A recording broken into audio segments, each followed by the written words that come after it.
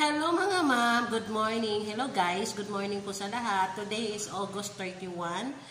Magluluto tayo ngayon ng paksiw na pulang isda. Ayan, so ito, yung isdang pula. Binabad ko na siya guys, mga ma'am.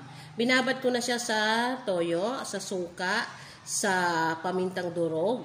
At yan, may namnam na rin siya. So, binabad ko na para ilalagay ko na lang siya sa kawali.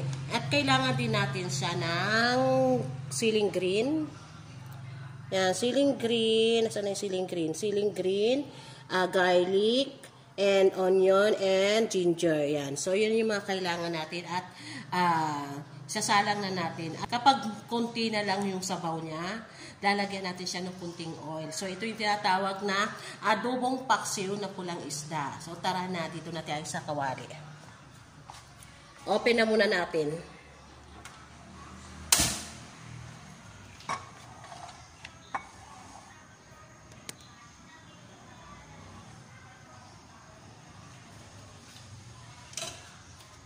And open na natin guys. So, ilalagay na natin sa kawali natin yung binabad ko.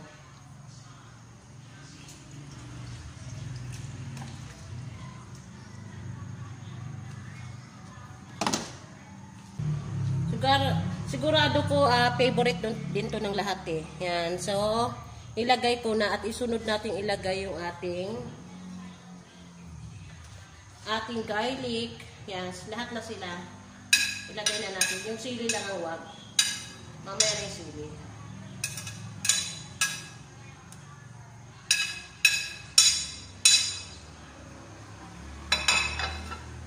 At pwede pa natin haluin.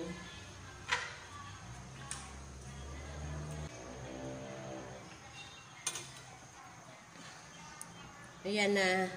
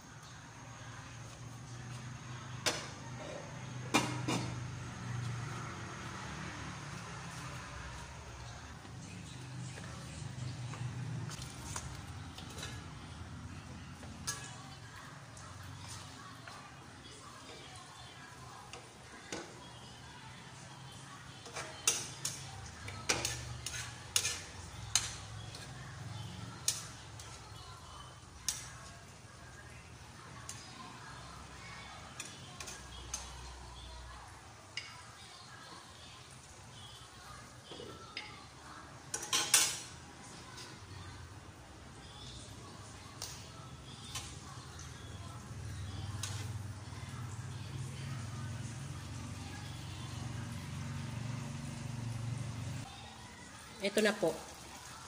Luto na po. Pwede na natin siyang patayin. Yan.